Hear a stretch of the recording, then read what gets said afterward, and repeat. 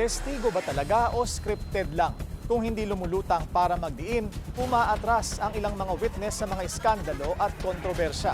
Paano nga ba malalaman kung nagsasabi ng totoo ang isang nagpipresentang testigo? Sa mga investigasyon man sa Kongreso o testimonya sa korte, ayon sa batikang abogado na si Howard Calleja, mahalagang masuri ang competence o kaalaman ng isang testigo o kung alam niya ang consequence o magiging bunga ng kanyang gagawin. What is important is the person is competent also to appreciate what he sees or what she sees. No, kunyari, andun ka nga, pero nakita mo nga yung tao, pero madilim. Are you able to identify him actually or with precision, no? So that's why papasok yung sinasabi natin, are you a substantial witness? Kasi kailangan hindi mo lang alam yung facts, pero kailangan sigurado ka, especially if you are identifying an object or a person, di ba? Kasi minsan you're identifying ano bang klaseng baril yan.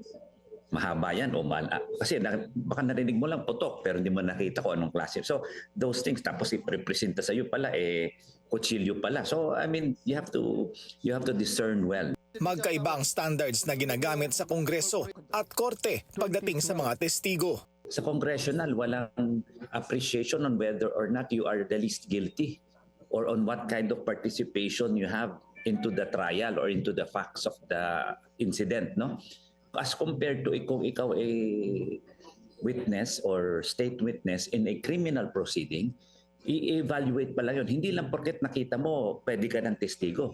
Baka naman ikaw yung most guilty, ikaw pala yung pumutok, ikaw pala yung principal. Bakit ikaw ang magte-testify against dun sa mga maano? So, you have to see ikaw ba yung least guilty at ano ba yung weight na ibibigay mo as a witness.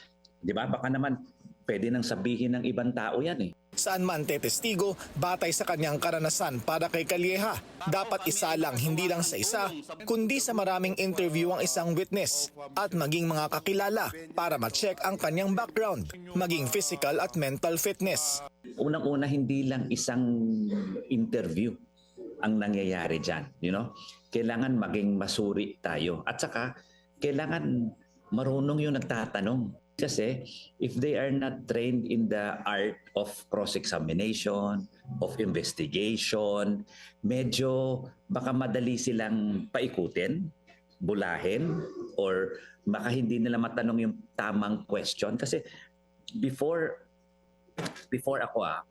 I go to asking what do you know of the incident, I go first to the background of the person. Sino ka? Ano ka?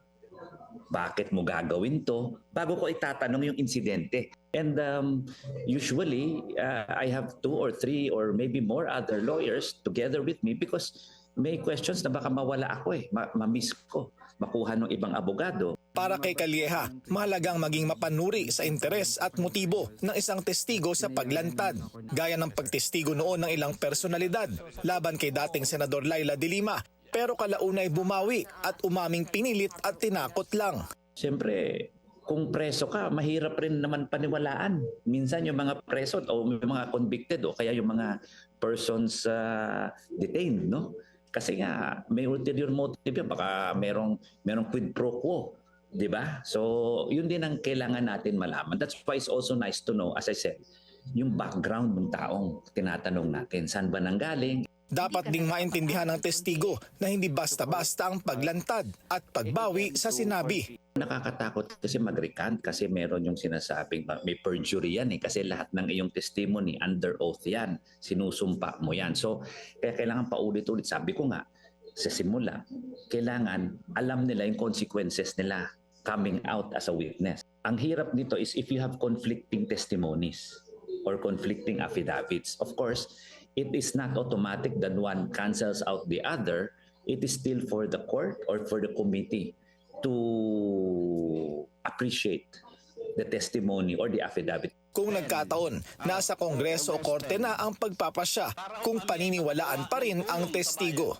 Kung ako ang judge o kung ako ang congressman o senator na titingin sa testigo, hindi lang yung words niya ang titingnan ko, pati yung body language niya. Nung sinasabi ba niya ba ito, mukha ba siyang natatakot? Mukha ba siyang pinapawisan?